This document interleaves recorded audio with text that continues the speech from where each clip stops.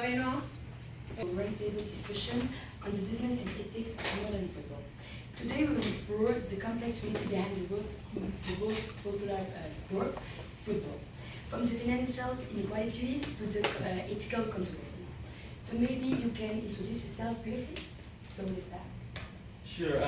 I'm Lee. I was invited here as a guest mainly to speak about what went down in Qatar and its World Cup, maybe before the World Cup.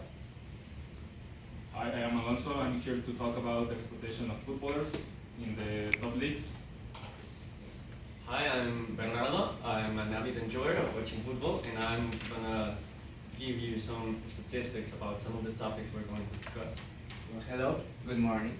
I'm Juan Carlos. I'm a news reporter, a football reporter, and I'm here to remind people about the ethics behind football and reminding everyone that it's a business and not only a sport. So Alonso, maybe you can talk a little bit about the calendar that FIFA made. What do you think about it?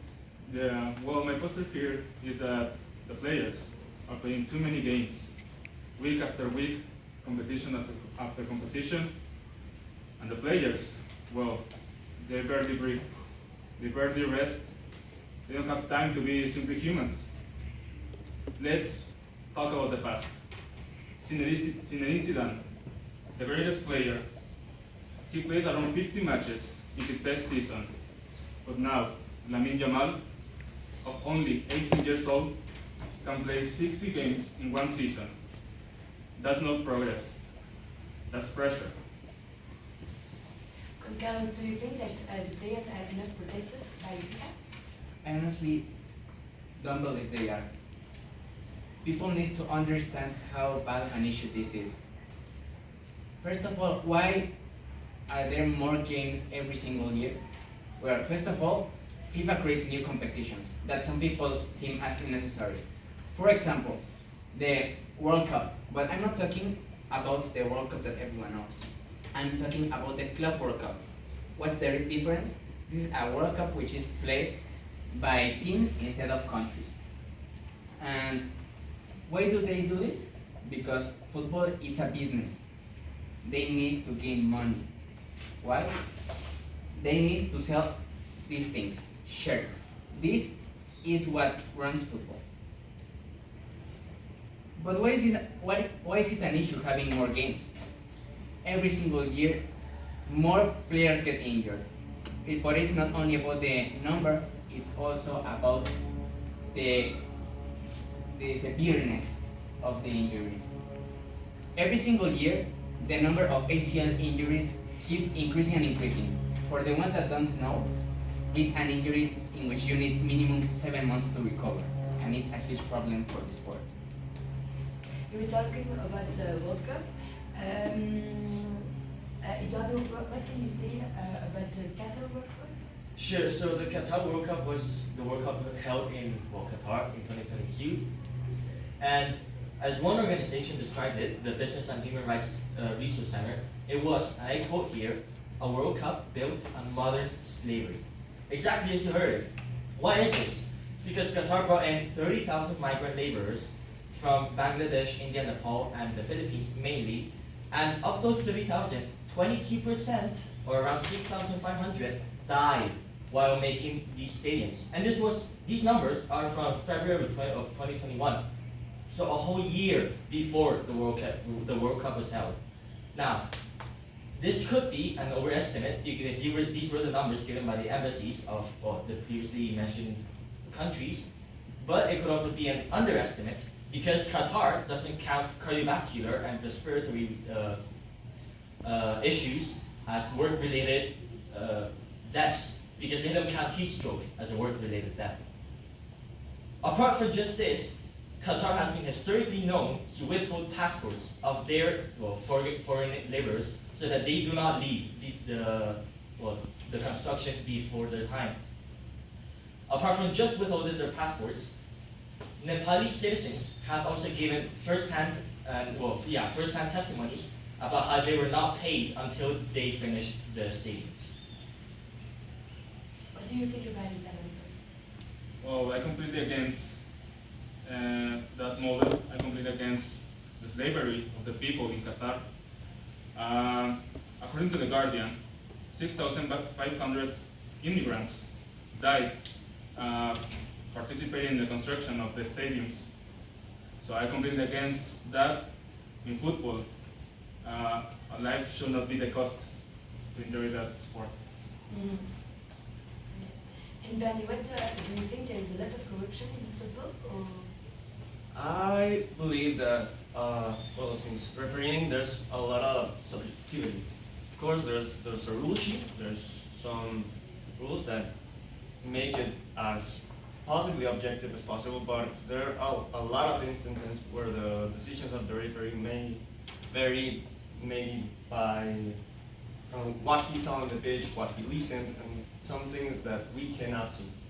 So I believe that it tends to be, it could be skewed, of course it can be skewed, but in general, the more general opinion is that, well, mistakes are going to happen. Because referees are still human, even though we've already implemented some new technologies like the VAR or stuff, but still, I do believe that there, or at least in most cases, there shouldn't be any bribery involved in football. do you think it can affect the fans' trust in football? Of course it can. I mean, we have seen a lot of cases recently. There's always some controversy in most of the important matches, but I mean, it's just sports. There's always going to be controversy. There's always going to be subjectivity, unless, I don't know, maybe in the future our referees become completely robotic, but I think it would rob us of the essence of the sport. Mm-hmm. The same topic, we've seen that like in recent years, the Middle East invites a lot of football players. What do you think about it, Carlos? Sports washing. Raise your hand if you know what sports washing is. Do you know? Well, sports washing, as the name says, relates to sports, but also politics. It's trying to make people think that the situation of a country is fine, even though it isn't, by turning the people's focus into sports, football.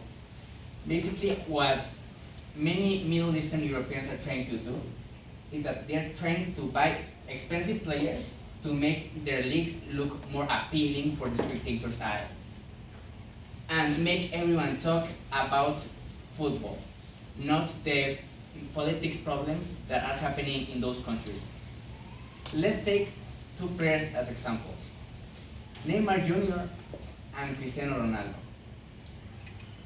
Both of these transfers were huge for the sport. Currently, Neymar is playing in Brazil. However, he used to play in Al Hilal, which is an Arabian football team, and Ronaldo is currently playing for Al Nassr, another Arabian football team. And they tried to make their leagues more appealing for both foreigners and Arabians in order to make people forget about the issues that the country is facing. Eduardo, do you want to reply to what Carlos said? Well, I do think that that is a valid, well, no, sport washing is not valid. I mean to say that maybe you are looking too much into it. And Alonso, do you think it will change something like in the football landscape? Or? Well, I think the Middle East football is changing how we see the sport, because we only know the top leagues of Europe, but now with this new league, with this new investment that they're doing, they are creating a new league, new fans, a new whole ecosystem of football. They are investing in youth academies, they're investing in a lot of good things. I think that sport washing isn't the reason why they're doing it, or isn't just the reason. I think they're doing good things with that money. They're helping kids, they're helping to create new stages, new stadiums, new places to entertainment. So I think that they are changing the world. Does someone wants to add something? Or? I'd like to add on that topic. the erratic money that has come into the football business not only has it affected just their league, it has also, well, it's been influencing, let's say, other European leagues. As we all know, the president of the PSG club, the top league, the top team in the League of France, is owned by some of these Saudis, and also some new teams that have recently gained a lot of traction, like Newcastle, even I believe Aston Villa. They have been influenced by these money that has been coming from those countries, and they have gotten some really great results. PSG has recently become the champion of the Champions League. Newcastle and Aston Villa are playing for some of these spots, and they used to never get anywhere close to them. And we can also see it on the average revenue, on the net spends that have been occurring on the Premier League in comparison to some other of the top 5 leagues like the Serie A or the Spanish league, where the Premier League has had a net spend of 1.5 billion euros in comparison to Serie A, who has a net spend of 73 million, and Spain, who has 44 million. And the reason of this is because they have allowed these foreign investors into their leagues, which has made them a lot more competitive and has brought a lot more viewership as well. Maybe Edwin can conclude this discussion with a sentence. Sure, I'll start. I think that if a country is not capable or does not have the infrastructure required for a World Cup, it should not bid for the World Cup. Well, after this roundtable, I can conclude that we don't need more football. We need better football. We need smarter football, and we need human football. I completely agree with what Alonso said. We definitely need better football, and I also believe that some of these new investors that are coming in have done some great things, but it is also important to notice some of the moral decision that comes behind it. It is crucial to remember that football is not only a sport that we love, it's a business, a multi-millionaire business that affects not only companies, but also individuals as footballers. Thank you all for listening.